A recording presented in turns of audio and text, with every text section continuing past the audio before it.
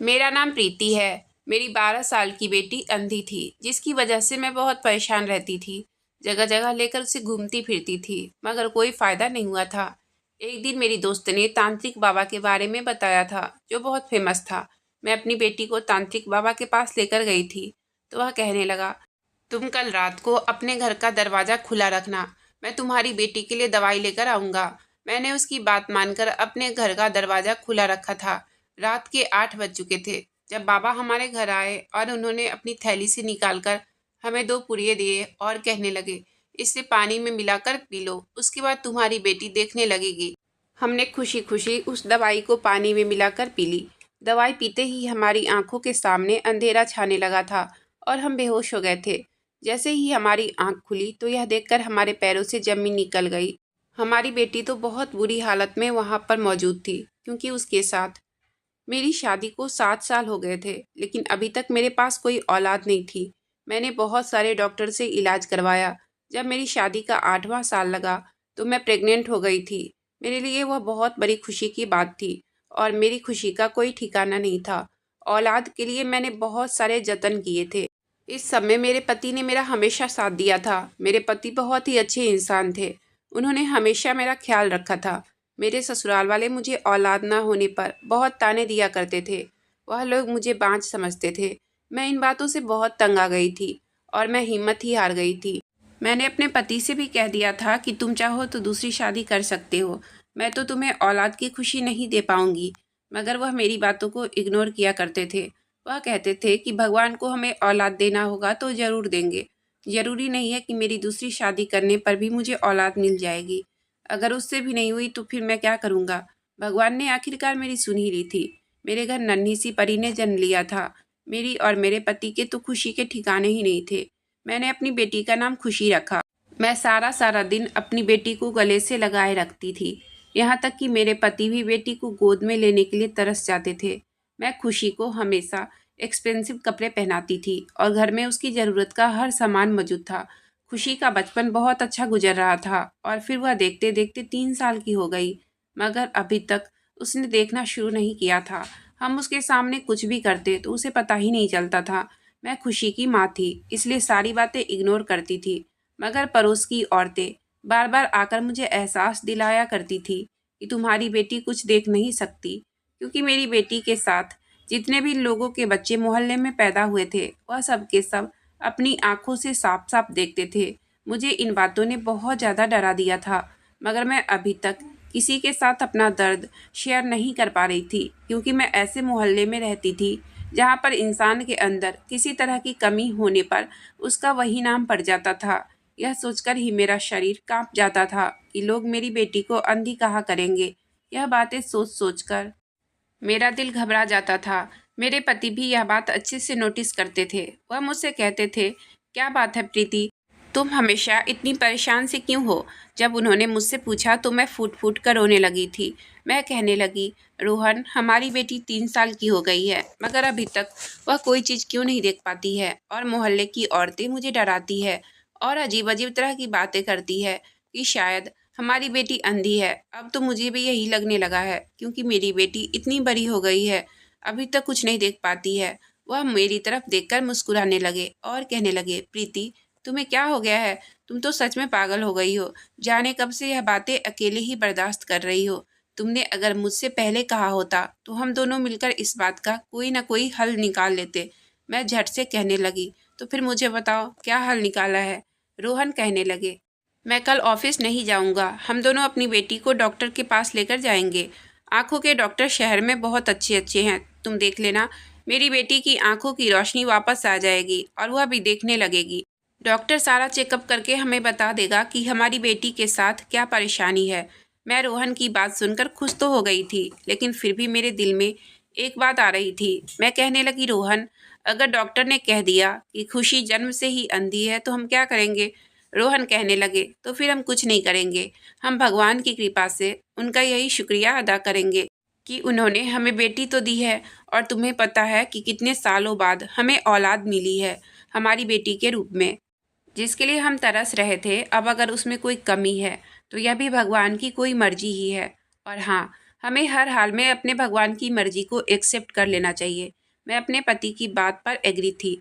मैंने उनकी बात पर सर हिला दिया और कमरे से बाहर निकलकर किचन के कामों में बिजी हो गई। किचन में काम करते करते मैं यह सोच सोचकर परेशान हो रही थी कि कहीं ऐसा ना हो कि खुशी जन्म से ही अंधी हो।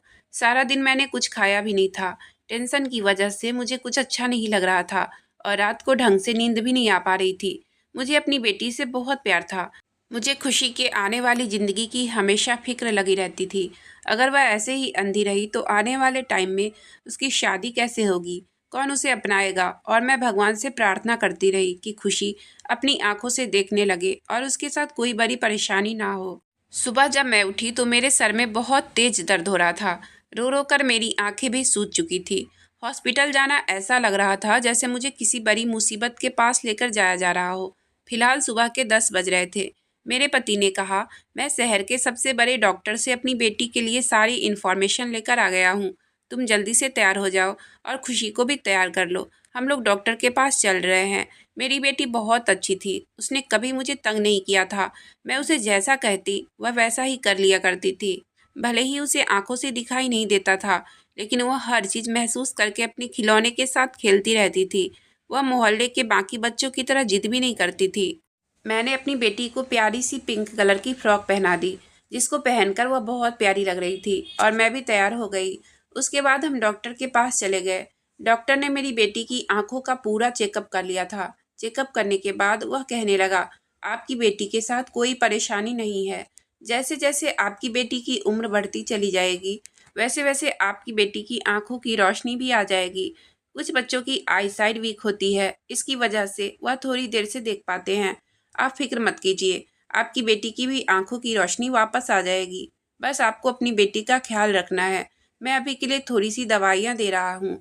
आपकी बेटी की आंखों की रोशनी धीरे धीरे साफ होने लगेगी। इसके अलावा हमारे पास काफ़ी सारे फैसिलिटी भी मौजूद है। आप चाहे तो अपनी बेटी को हमारे आई सेंटर भेजकर उसकी ट्रेनिंग करवा सकते हैं। डॉक्टर की बात सुनकर मुझे ऐसा लगा था जैसे किसी ने मेरे कंधे से बहुत भारी बोझ उतार दिया हो। मैं बहुत खुश हो गई थी। मुझे उम्मीद की किरण नज़र आने लगी थी। इसलिए अपने पति से कहने लगी कि आप हमें शॉपिंग मॉल लेकर चलिए। मुझे खुशी के लिए अच्छी अच्छी ड्रेस खरीदनी है और कुछ डॉल भी। खुशी ने जिस जिस ड्रेस पर हाथ रखा, मैंने वह ड्रेस ले ली। उसने डॉल पर भी खुद अपनी मर्जी से हाथ रखा था और उन्हें पसंद किया था। जब से खुशी पैदा हुई थी, मैंने खुद पर ध्यान देना ही बंद कर दिया था। बस मुझे हमेशा अपने पति और बेटी की ही खुशियों की फिक्र लगी रहती थी। फिलहाल तो मैं खुश रहने लगी थी क्योंकि डॉक्टर ने मेरी टेंशन थोड़ी कम कर दी थी। इसी तरह से वक्त गुजरता चला गया। हमने उस डॉक्टर पर बहुत पैसा खर्च किया। जिस तरह से चेकअप करने को वह कहता, हम वैसा ही कर लिया करते थे, यही सोचकर कि शायद हमारी बेटी देख सके। लेकिन धीरे धीरे मेरी बेटी अब 10 साल की हो चुकी थी और उसने अभी तक कुछ भी देखना शुरू नहीं किया था। मैंने रोहन से कहा, हम अब उस डॉक्टर के पास अपनी बेटी को बिल्कुल नहीं लेकर जाएंगे। हम खुशी को किसी और अच्छे डॉक्टर को दिखाएंगे। फिर ऐसा हुआ कि हमने शहर का कोई भी डॉक्टर नहीं छोड़ा। यहाँ तक कि हमें कोई दूसरे शहर के डॉक्टर की भी राय देता तो हम अपनी बेटी को वही लेकर चले जाते थे। लेकिन हर जगह हमें मायूसी के अलावा कुछ भी हाथ नहीं लगता था। उसके बाद मेरी जेठानी ने हमें सजेस्ट किया कि आप किसी होम्योपैथी डॉक्टर को दिखाइए। मेरे मायके में एक बच्चे ने भी होम्योपैथी के इलाज से देखना शुरू किया था। वह डॉक्टर बहुत अच्छा है, आप देखना हमारी खुशी भी देखने लगेगी। अब मुझे एक नया रास्ता दिखाई दे दिया था और मैं उस रास्ते की तरफ चलने लगी थी। कई साल हमारे इसी तरह से बर्बाद हो गए थे और फिर हम वैद्य तांत्रिक इन लोगों पर अपना पैसा बर्बाद करने लगे थे और ऐसे करते करते मेरी बेटी अब 12 साल की हो गई थी, मगर अभी तक उसे कुछ दिखाई नहीं देता था। मेरे पति की जितनी भी सैलरी होती थी वह सारी हम खुशी के इलाज पर खर्च कर दिया करते थे। इसलिए हम अपने बुढ़ापे के लिए सेविंग नहीं कर पाए थे। मेरी बेटी अब धीरे धीरे जवान हो रही थी और वह इतनी खूबसूरत हो रही थी कि मैं उसे दिल भर कर देखने से भी डरती थी। कहीं मेरी बेटी को मेरी ही नज़र न लग जाए। हमारे आसपास के लोग भी मेरी बेटी की खूबसूरती की तारीफ किया करते थे और सब लोग यही कहा करते थे कि प्रीति की बेटी खुशी बहुत खूबसूरत है। अगर वह बेचारी देखती होती तो इसके घर पर अभी से ही इसके रिश्ते आने शुरू हो जाते। लोगों की यह बातें सुन सुनकर मेरा दिल जलता रहता था। मेरी उम्र इतनी नहीं थी, लेकिन ज़्यादा टेंशन लेने की वजह से मेरे चेहरे पर झुर्रियाँ आने लगी थी और मैं बूढ़ी लगने लगी थी। एक दिन हमारे साथ एक बड़ा अजीब हादसा हुआ था। एक दिन हम अपनी बेटी को लेकर एक वैद्य के पास गए थे। उन्होंने मेरी बेटी को कुछ खाने के लिए दिया और कहने लगे कि कुछ दिनों बाद ही तुम्हारी बेटी देखने लगेगी। हमने वैद्य जी को उनकी फीस दी और वापस आने के लिए खड़े हो गए थे और बाहर निकले तो अजीब सा हादसा हो गया था। हमारे सामने ही एक 20 साल का लड़का सड़क से जा रहा था। एक तेज रफ्तार बाइक उसे टक्कर मारकर आगे बढ़ गई थी। वह जवान लड़का जमीन पर गिर गया था और उसके सर से बुरी तरह से खून बह रहा था। रोहन भागकर उस लड़के के पास गए। उन्होंने आसपास खड़े कई लोगों को हेल्प करने के लिए बुलाया, लेकिन उनकी हेल्प करने के लिए कोई भी आगे नहीं बढ़ रहा था। बड़ी मुश्किल से एक ऑटो उस लड़के को अस्पताल लेकर जाने के लिए राजी हुआ था। हम उसे हॉस्पिटल ले गए तो डॉक्टर ने अपना इलाज करना शुरू कर दिया था। फिर मैं अपनी बेटी को लेकर घर आ गई थी, जबकि रोहन रात भर उस लड़के के साथ हॉस्पिटल में ही रहे थे। जब वह वापस आए तो उन्होंने बताया कि उस लड़के की हालत काफ़ी सीरियस थी और वह कोमा में चला गया था और उस लड़के के पास ऐसी कोई भी चीज़ मौजूद नहीं है जिससे उसकी पहचान की जा सके या उसकी फैमिली को उसके बारे में इन्फॉर्म किया जा सके। मैंने उस लड़के के लिए बहुत सारी प्रार्थनाएं की थी। ना जाने वह लड़का किस माँ का बेटा था और उसकी माँ उसके लिए कितनी परेशान हो रही होगी। कुछ दिन मेरे पति इसी तरह हॉस्पिटल जाते रहे और उस लड़के का इलाज चलते चलते 15 दिन हो गए थे और वह लड़का कुछ ठीक हुआ तो फिर डॉक्टर ने उसे डिस्चार्ज कर दिया। तो मेरे पति उसे हमारे घर लेकर आ गए थे। उस लड़के के सर पर पट्टी बंधी हुई थी। मैंने अपने पति की तरफ हैरानी से देखा तो वह उस लड़के को गेस्ट रूम में छोड़ आए थे और कहने लगे, प्रीति, यह लड़का होश में तो आ गया है लेकिन अपनी यादाश्त को खो चुका है। डॉक्टर ने कह दिया है कि हम इसको डिस्चार्ज कर देते हैं और धीरे धीरे इसका ट्रीटमेंट चलता ही रहेगा तो इसकी यादाश्त भी वापस आ जाएगी। तब तक मुझे इसे यहाँ लाने के अलावा और कोई रास्ता नज़र नहीं आ रहा था। यह कहाँ जाता, जबकि अभी तक इसकी फैमिली से भी कोई नहीं आया है। किसी ने शायद इसे ढूंढने की भी कोशिश नहीं की। मुझे इस लड़के की बहुत फिक्र सता रही थी, इसलिए मैं इसको अपने साथ लेकर आ गया। इस लड़के को अपना नाम तो याद आ गया है। इसने अपना नाम विहान बताया है। मेरे पति बहुत परेशान लग रहे थे, फिर भी मैंने उनकी तरफ देखते हुए कहा, रोहन, आपको नहीं पता कि हमारी बेटी जवान है? तो वह कहने लगे, अभी यह लड़का बीमार है, जब तक यह ठीक हो जाएगा तब तक मैं इसके लिए कोई ना कोई ठिकाना ढूंढ लूँगा। मैंने सर हिला दिया था। मुझे भी उस लड़के की हालत देखकर तरस आता था, इसलिए मैं भी उसका ख्याल रखने लगी थी। वह बहुत प्यारा लड़का था और मैं उसको देखकर सोचती थी कि अगर भगवान मुझे एक औलाद और देता और यह मेरा बेटा होता तो आज मेरा परिवार पूरा हो जाता। शायद मेरा बेटा इसके जैसा ही होता। जब भी उसका कोई काम किया करती थी तो वह मुस्कुराकर मुझे थैंक यू बोलता था। जहाँ तक मेरी बेटी खुशी की बात है तो वह लड़का उसको आंख उठाकर तक नहीं देखता था। मुझे उसकी शराफत ने बहुत इम्प्रेस किया था। इसी तरह कुछ दिन बीत गए। मैं अपने कमरे में लेटी हुई थी और खुशी सो रही थी। तभी विहान मेरे कमरे में आया और मुझसे कहने लगा, आंटी, क्या मैं आपसे एक बात पूछ सकता हूँ? मैंने कहा, हाँ बिल्कुल, ज़रूर पूछो, क्यों नहीं। तो वह कहने लगा, आंटी, मुझे ऐसा क्यों लगता है जैसे खुशी देख नहीं सकती है? क्या आपको नहीं लगता है कि खुशी इतनी बड़ी हो गई है और आपको उसकी आंखों की रोशनी के लिए कुछ करना चाहिए? उसकी बात सुनकर मेरी आंखों में आंसू आ गए थे। मैंने उससे कहा, बेटा, मेरी बेटी अंधी है और यह देख नहीं सकती है। यह बात सुनकर विहान की आंखें फटी की फटी रह गई थी।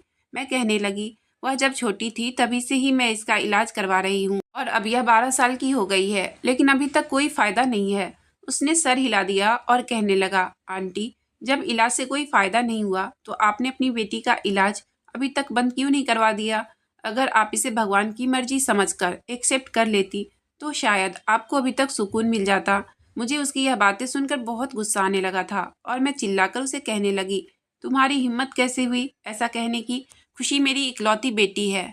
मैं तो मरते दम तक इसका इलाज करवाती रहूँगी जब तक यह ठीक नहीं हो जाती। और हाँ, वह तो फिर भी मेरी बेटी है, लेकिन हम तो तुम जैसे अनजान का भी इलाज करवा रहे हैं। और बस इतना ही नहीं, तुम्हें अपने घर में रहने के लिए जगह भी दी है और तुम्हारे साथ बिल्कुल अपनों जैसा ही बिहेव करते हैं। तुम्हें तो शायद याद नहीं, लेकिन हमने देखा है तुम्हें एक तेज रफ्तार से आती बाइक ने हमारी आंखों के सामने टक्कर मारकर गई थी और कोई भी तुम्हें बचाने के लिए आगे नहीं आ रहा था और तुम्हारे बचने की भी चांसेस कम थे।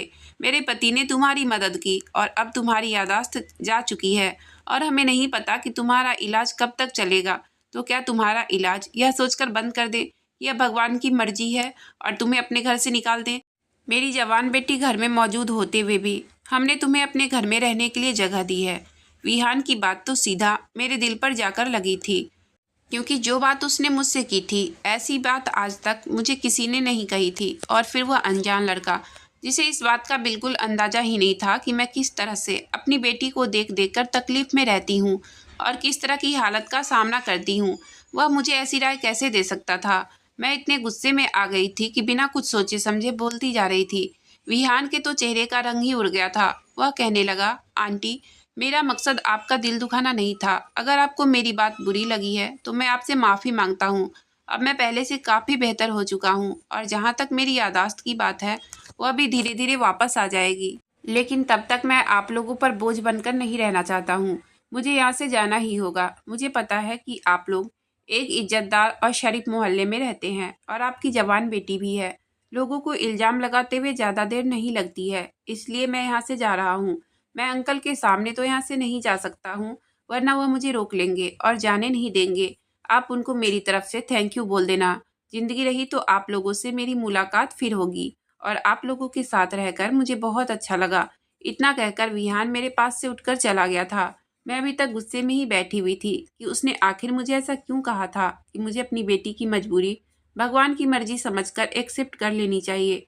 उसने मुझे दिलासा क्यों नहीं दिया और यह क्यों नहीं कहा कि आंटी, आपकी बेटी एक ना एक दिन ठीक हो जाएगी और गर्व है आप जैसी माँ पर जिसने अभी तक हिम्मत नहीं हारी। आप ऐसी माँ हो जिसने अपनी भी परवाह नहीं की और अपनी बेटी के इलाज में किसी तरह की कोई कमी नहीं की। मैं यह सारी बातें सोचती चली जा रही थी और रोती चली जा रही थी। मेरी बेटी थोड़ी देर बाद सोकर उठ गई थी और वह कुछ परेशान सी लग रही थी। मैंने पूछा, क्या हुआ? तो कहने लगी, माँ, ऐसा लग रहा है कि विहान भैया घर में मौजूद नहीं है। माँ, विहान भैया कहाँ हैं? और अगर वह घर में ही है तो फिर मुझसे बात क्यों नहीं करते? मैंने खुशी से कहा, बेटा तुम आराम करो, वह यही कहीं होगा। मैंने इस बात को इग्नोर किया और अपने काम में लग गई। मेरी बेटी फिर मुझे बार बार विहान के बारे में पूछने लगी थी, तो मैंने उससे कह दिया कि बेटा, वह ठीक हो गया था इसलिए अपने घर वापस चला गया है। अब वो हमारे घर कभी वापस नहीं आएगा। मैंने महसूस किया था कि मेरी बेटी एकदम से ही उदास हो गई थी। उसकी आंखों में आंसू आने लगे थे और वह मुझसे कहने लगी, माँ, विहान भैया को इस तरह से हमारे घर से नहीं जाना चाहिए था और वह मुझसे मिलकर भी नहीं गए।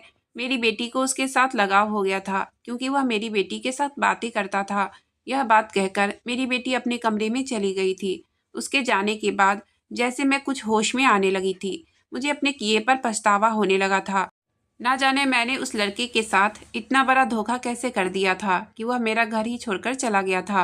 अब अगर इस बारे में मेरे पति को पता चल जाता तो वह मुझसे नाराज होते और विहान के जाने के बाद से खुशी भी उदास हो गई थी। मैं बहुत ज़्यादा परेशान हो चुकी थी। शाम को मेरे पति जब ऑफिस से घर आए तो उन्होंने घर आते ही सबसे पहले विहान के बारे में ही पूछना शुरू किया था। मैं घबरा गई थी और कहने लगी कि विहान की याददाश्त वापस आ गई थी, इसलिए वो अपनी फैमिली के पास चला गया है। मेरे पति की आंखों में शिकवा साफ नजर आ रहा था। वह कहने लगे, प्रीति, मुझे विहान से ऐसी उम्मीद नहीं थी। कहीं तुमने तो उसे कुछ नहीं कहा? मैं घबरा गई थी और अपनी नज़रें चुराने लगी थी। रोहन कहने लगे, प्रीति, मुझे वह लड़का बहुत अच्छा लगने लगा था। ऐसा लगने लगा था जैसे वह मेरा अपना ही हो। चलो ठीक हो गया। वैसे भी उसे एक न एक दिन अपनी फैमिली के पास जाना ही था, लेकिन बस मुझे उससे यह शिकायत रहेगी कि वह आखिरी बार मुझसे मिलकर भी नहीं गया। भगवान करे वह जहाँ भी हो खुश रहे। मैं अपने पति के पास से उठकर किचन में आ गई थी। कुछ दिन इसी तरह से गुजर गए थे। रोहन ने मुझसे उसके बाद विहान के बारे में कोई बात नहीं की, क्योंकि उनकी एक बहुत अच्छी आदत यह थी कि वह मुझे ज़्यादा शर्मिंदा नहीं किया करते थे। हमेशा मेरी गलतियों को माफ़ कर दिया करते थे और इग्नोर करने की कोशिश करते थे। लेकिन मैं विहान के लिए अंदर ही अंदर बहुत टेंशन में आ गई थी। वह एक बहुत अच्छा लड़का था कि वह किसी पढ़े लिखे और अच्छे परिवार से बिलोंग करता होगा। खुशी भी विहान के जाने के बाद बहुत खामोश रहने लगी थी और मैं उसकी इस हालत को अच्छी तरह से देख सकती थी। मैं ये नहीं समझ पा रही थी कि उसकी हालत किस तरह से हो गई है। अब घर में बहुत ज़्यादा उदासी का माहौल छा गया था।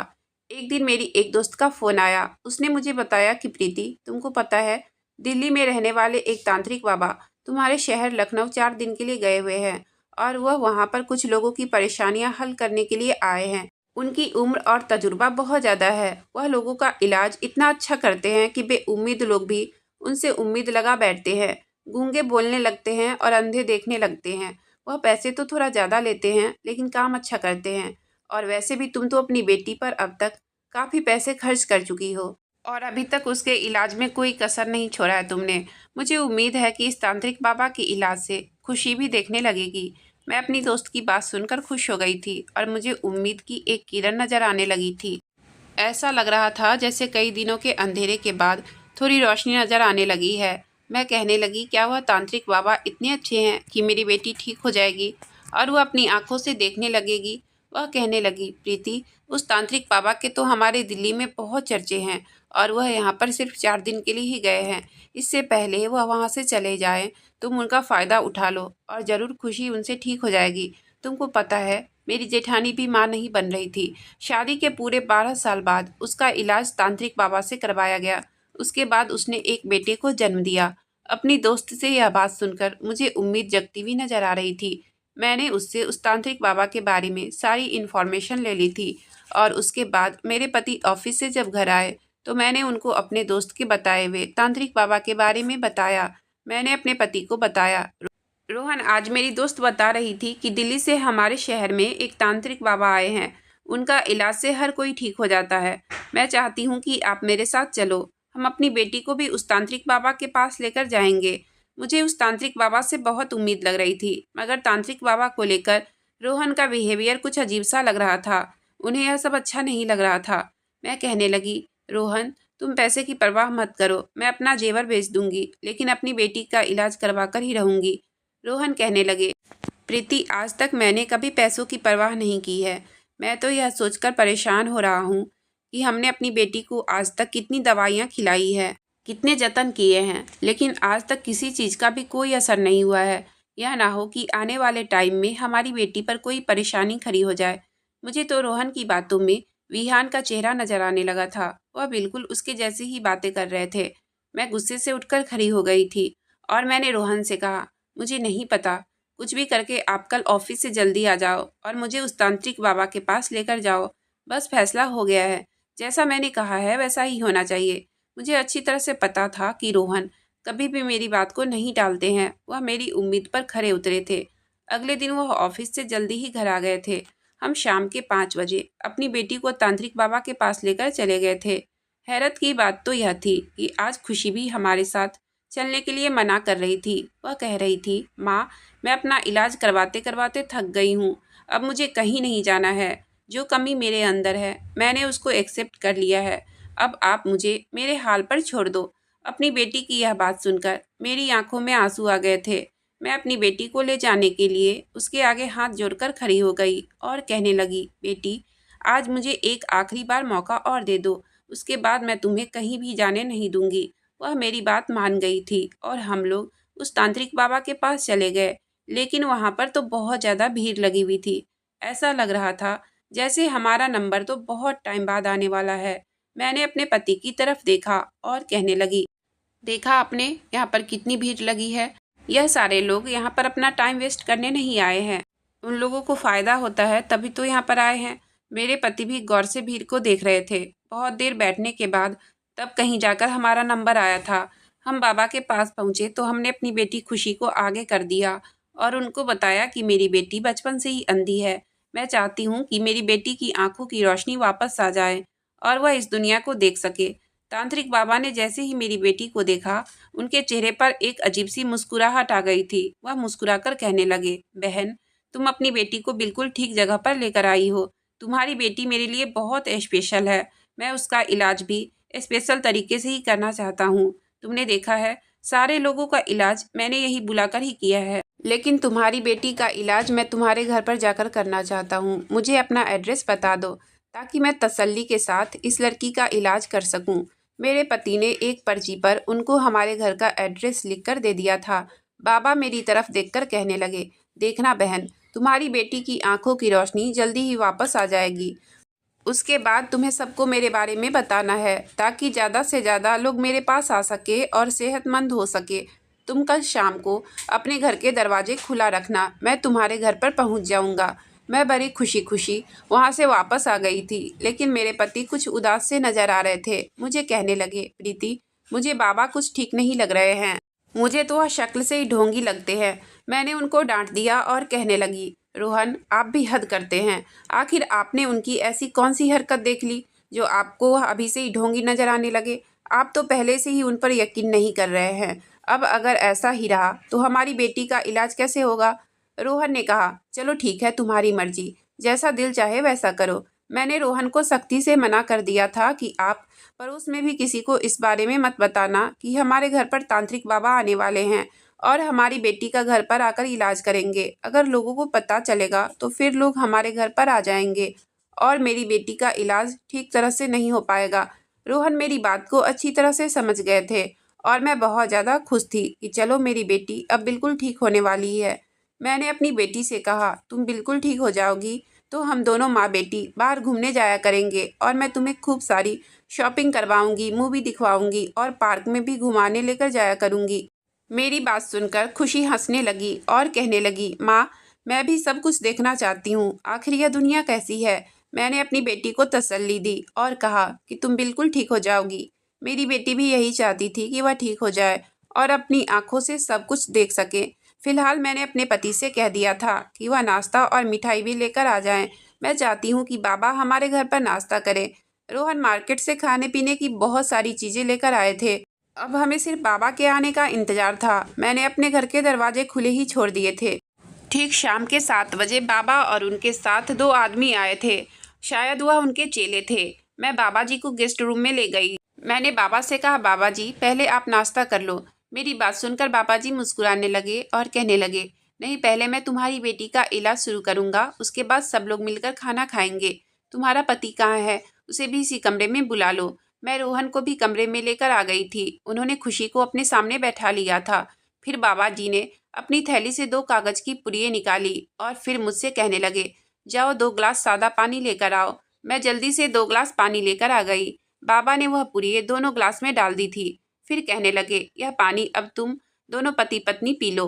पानी पीकर तुम दोनों को अपनी बेटी की आंखों पर फूंक मार देनी है। मैंने तो वह पानी एक बार में ही पी लिया था, लेकिन मेरे पति को एक घूंट पीते ही करवा लग गया था। वह कहने लगे, इसका टेस्ट बहुत खराब है। बाबा जी कहने लगे, यह क्या बात हुई? मैं तुम लोगों की बेटी का इलाज करने यहाँ पर आया हूँ और तुम इसको पीने से नखरे दिखा रहे हो। मैं रोहन को आंखें दिखाई और कहने लगी, जल्दी से पी लो। वह बेचारे मजबूर हो गए और गिलास को मुंह में लगाकर सारा पानी पी गए। थोड़ी देर ही गुजरी थी कि मेरा सर अचानक से भारी होने लगा और मुझे चक्कर आने लगे। मेरी आंखें भारी होने लगी थी और मैंने पलटकर अपने पति की तरफ देखा तो उनको भी चक्कर आ रहे थे और उनका भी सर भारी होने लगा था। लेकिन वह बाबा हमें देखकर हंस रहा था। बाबा ने मेरी बेटी का हाथ दबोच लिया था और उसको पकड़कर खड़ा हो गया था। उसे अपनी तरफ खींचने की कोशिश कर रहा था और मेरी बेटी मम्मी पापा बचाओ कहकर जोर जोर से चिल्ला रही थी। वह अपना हाथ छुड़ाने की कोशिश कर रही थी। उसने भागने की भी कोशिश की, मगर बाबा के चेले ने उसका हाथ पकड़ लिया। बंद होती हुई आंखों से मुझे तांत्रिक बाबा में एक हैवान नजर आ रहा था और फिर मैं पूरी तरह से बेहोश हो चुकी थी और मेरी आंखों के सामने अंधेरा छा गया था। मगर मुझे यह एहसास हो रहा था कि मेरी बेटी बहुत बड़ी मुसीबत में है। मेरे कानों में लगातार मेरी बेटी के चीखने की आवाज़ आ रही थी, लेकिन मैं कुछ कर नहीं पा रही थी। ना जाने कितने टाइम तक मैं और मेरे पति बेहोश रहे थे। जब मुझे होश आया तो मैं घबराकर उठकर बैठी और चिल्ला चिल्ला कर अपनी बेटी को आवाज़ लगाने लगी। मेरी बेटी हाथों से महसूस करती हुई चलकर मेरे करीब आई तो मैंने उसको गले से लगा लिया। उसकी हालत बहुत ख़राब हो रही थी। बेटी की हालत देखकर तो मेरा पूरा शरीर बुरी तरह से कांप रहा था। डर की वजह से मेरी बेटी कुछ बोल भी नहीं पा रही थी, बस रोए जा रही थी। उसके कपड़े भी फटे हुए थे और वह बहुत रो रही थी, बहुत डर रही थी। मैंने जल्दी से रोहन को उठाया और इधर उधर तांत्रिक बाबा को ढूंढने की कोशिश करने लगी। लेकिन जब मैं कमरे से निकलकर बाहर आई तो देखा कि हॉल में बाबा और उनके चेले कुर्सी से बंधे पड़े थे। मैंने अपनी बेटी की तरफ देखा और पूछा, क्या हुआ खुशी? रोहन भी होश में आ चुके थे। थोड़ी देर बाद ही हमारे घर के अंदर पुलिस भी आ गई थी। काफ़ी सारे पुलिस इंस्पेक्टर हमारे घर में आ चुके थे। उन्होंने बाबा और उसके चेले को अरेस्ट कर लिया और अपने साथ लेकर चले गए थे। उनके पीछे विहान भी खड़ा हुआ था। मैं विहान की तरफ देखकर हैरान रह गई थी। मैंने कहा, विहान, तुम यहाँ पर कैसे आ गए? वह कहने लगा, आंटी, जब मैं कल आपके घर आया था तब आप लोग कहीं जा रहे थे। मैंने अपनी बाइक से आपका पीछा करने की कोशिश की और मैं आपका पीछा करते करते इस तांत्रिक बाबा के पंडाल तक चला गया था। मैं वहाँ पर बाहर खड़ा हुआ आप लोगों का इंतजार कर रहा था। आप लोगों की नज़र मुझ पर नहीं पड़ी थी, लेकिन फिर अचानक मेरे घर से कॉल आ गई। इसलिए मैं अपने घर को वापस लौट आया। हाँ, पर मैंने आप लोगों की बातें सुन ली थी कि आप लोगों के घर तांत्रिक बाबा आएंगे और खुशी का इलाज शुरू करेंगे। मैं अपने घर वापस चला गया था। मुझे आप लोगों की अच्छाई ने बहुत इम्प्रेस कर दिया था। मैंने ठान लिया था कि मैं आपके घर वापस आऊँगा, क्योंकि यह तांत्रिक बाबा कोई अच्छा इंसान नहीं था। एक ढोंगी बाबा था जो लोगों को लूटता था और जवान लड़कियों की इज्जत खराब करता था। मुझे पता चला कि इस झूठे तांत्रिक बाबा को दिल्ली से भी फ्रॉड की वजह से निकाल दिया गया था। इसलिए मैंने प्लानिंग की हुई थी कि अगर यह बाबा आपके घर पर कोई गड़बड़ी करेगा तो मैं फ़ौरन इसको पुलिस के हवाले कर दूंगा।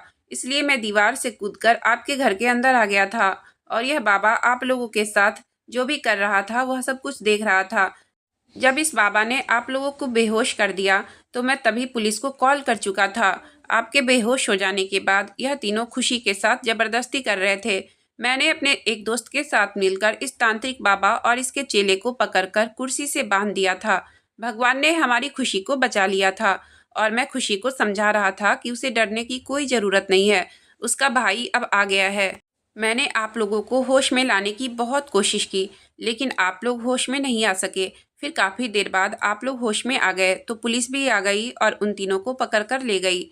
मैं विहान की बातें सुनकर फुट फुट कर रोने लगी थी। मैं कहने लगी, विहान मुझे माफ़ कर दो, भगवान तुम्हारा भला करे। तुमने आज हमारी इज्जत को बचा ली है और मेरी बेटी की जान भी बच गई है। विहान कहने लगा, आपको उस दिन भी मेरी बात बहुत बुरी लगी थी, मगर सच तो यह है कि भगवान ने कुछ सोच समझकर ही खुशी की आंखों की रोशनी नहीं दी है। अब भगवान की मर्जी को ही अपनी मर्जी बना लीजिए और उनकी मर्जी के आगे आपको हथियार डाल देना चाहिए। आपको हर किसी ने लूटा है, मगर क्या फ़ायदा हुआ है? अभी तक खुशी देखने तो नहीं लगी ना? मैं रोते हुए विहान से कहने लगी, तुम्हारी जैसी बात आज तक मुझे किसी ने नहीं कही थी। बस लोग मुझे डॉक्टर बाबा या फिर वैद्य का ही सजेशन दिया करते थे और मैं लोगों की बातों में आती रहती थी। जो जैसा कहता वैसा ही कर लिया करती थी, क्योंकि बेटा मैं एक माँ हूँ और एक माँ अपनी औलाद की खुशी के लिए सब कुछ कर सकती है। लेकिन किसी ने मुझे यह नहीं बताया था कि भगवान की मर्जी में ही हमें ही राजी रहना चाहिए। मुझे माफ़ कर दो। मैंने विहान के सामने हाथ जोड़ दिए थे। उसने जल्दी से मेरे हाथ पकड़ लिए और कहने लगा, नहीं नहीं आंटी, आप ऐसा मत कीजिए, आप तो मेरी माँ है। मैंने भगवान से भी माफ़ी मांग ली थी। मेरे पति भी विहान से मिलकर बहुत खुश हो गए थे। फिर विहान ने अपने बारे में बताया कि किस तरह से उसकी याददाश्त वापस आ गई थी। उसने बताया कि जब वो हमारे घर से चला गया था तो उसको रास्ते में उसके मम्मी पापा मिल गए थे, जो कि उसकी ही तलाश कर रहे थे। उन्हें लगा था कि उनका बेटा मर चुका है, लेकिन वह अपने बेटे को जिंदा और सही सलामत देखकर बहुत खुश हुए थे और विहान को अपने साथ अपने घर ले गए थे। जब वह लोग विहान को अपने घर ले गए तो वहाँ पर रहते रहते धीरे धीरे वह सबको पहचानने लगा था और धीरे धीरे उसकी याददाश्त भी वापस आ गई थी। अब वह बिल्कुल नॉर्मल हो गया है, लेकिन याददाश्त वापस आने पर भी वह हमें नहीं भूला था। हम उसे उसी तरह से याद थे जिस तरह से हमने उसकी जान बचाई थी और उसे अपने घर में जगह दी थी। विहान ने हमें अपनी फैमिली से भी मिलवाया था। उसकी फैमिली काफ़ी अच्छी और पढ़ी लिखी थी। वह बहुत अमीर लोग थे। विहान ने मेरी बेटी को अपनी बहन बना लिया था और मेरे पति तो विहान को अपना बेटा ही मानते थे। मेरी ज़िंदगी में शायद अभी तक एक बेटे की कमी थी, जो कि विहान के आ जाने से पूरी हो गई थी। विहान और हमारी फैमिली के रिलेशन काफ़ी अच्छे हो गए थे। हम लोग एक दूसरे के साथ बहुत अच्छे तरीके से रहते हैं। मेरी बेटी भी विहान के साथ हमेशा बहन की तरह बिहेव करती है। अगर आपको कहानी अच्छी लगी हो तो प्लीज़ वीडियो को लाइक और चैनल को सब्सक्राइब करें। आपका बहुत बहुत धन्यवाद।